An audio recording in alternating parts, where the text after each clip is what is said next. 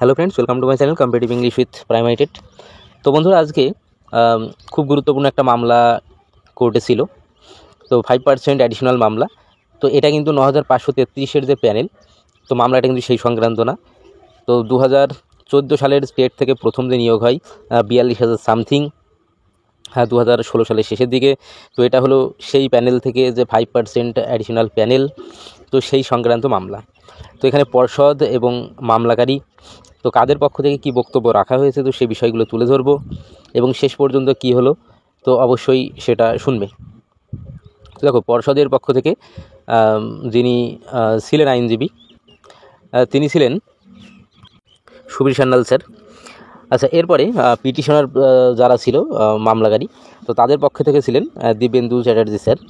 তো কাদের কি বক্তব্য ছিল, তো সেই বিষয়গুলো কিন্তু আমি তুলে ধরবো, তো অবশ্যই শেষ পর্যন্ত শুনবে। তো দেখো, প্রথমেই যে বিষয়টা জানানো হয়েছে যে পিটিশনারদের পক্ষ থেকে, যে 42,000 যে প্যানেল, তো সেটা কিন্তু এর আগে বের হয়েছে। তো তার পাশাপাশি আমরা যেটা জানি, প্রত্যেকটা নিয়োগের শেষে একটা যে 5% প্যানেল, তো সেই 5% প্যানেল যেটা বের হওয়ার কথা, কিন্তু সেটা কিন্তু বের হয়নি 42,000 নিয়োগে। তো মূলত সেই বিষয়টা নিয়েই এই মামলাটা।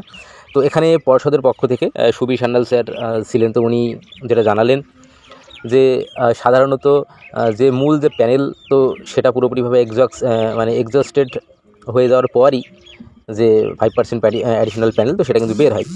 অর্থাৎ প্যানেলের পুরো নিয়োগ সম্পন্ন যদি হয়ে যায়, যদি কোনো প্রকার নন জয়েনিং সিট না পড়ে থাকে, তাহলে সেই ক্ষেত্রে তো কোনোভাবেই এই যে 5% অ্যাডিশনাল প্যানেল, তো সেটা তো বের করা সম্ভব না। তো এই বিষয়টা বলা হয় পর্ষদের পক্ষ থেকে। মানে অ্যাকচুয়ালি পর্ষদের পক্ষ থেকে এটাই বলা হলো যে 42,000 যে নিয়োগ, সেখানে সব ক্যান্ডিডেটে নিয়োগ পেয়েছিল, তো সেখানে কোনো প্রকার নন জয়েনিং সিট ছিল না, তাই 5% প্যানেল কিন্তু বের হয়নি। আচ্ছা, অপরদিকে দিব্যেন্দু চ্যাটার্জি স্যার, উনি মামলাকারীদের পক্ষ থেকে ছিলেন।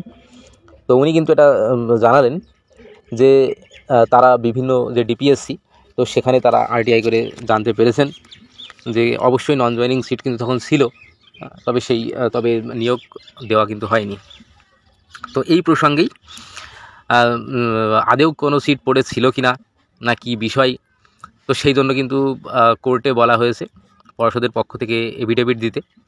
তো এখন দেখা যাক শেষ পর্যন্ত কী হয় এবং পর্ষদ কি এফিডেভিট দেয়। আচ্ছা, আরেকটা বিষয় যেটা রয়েছে, সুবীর সান্যাল স্যার আরও একটা বিষয় তুলে ধরেছেন যে এই যে নিয়োগ প্রক্রিয়া, এটা কিন্তু সেই 2016 সাল তখন হয়ে গেছে।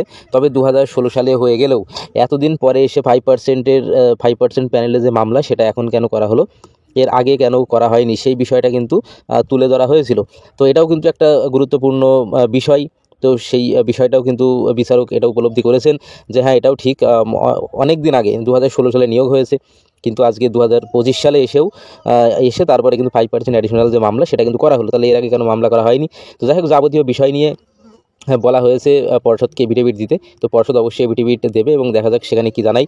তো তারপরে কি বিষয় উঠে আসছে, তো সেটা কিন্তু আমি আবার ভিডিওর মাধ্যমে তুলে ধরবো। তো অবশ্যই চ্যানেলের সঙ্গে যুক্ত থাকবে। ধন্যবাদ।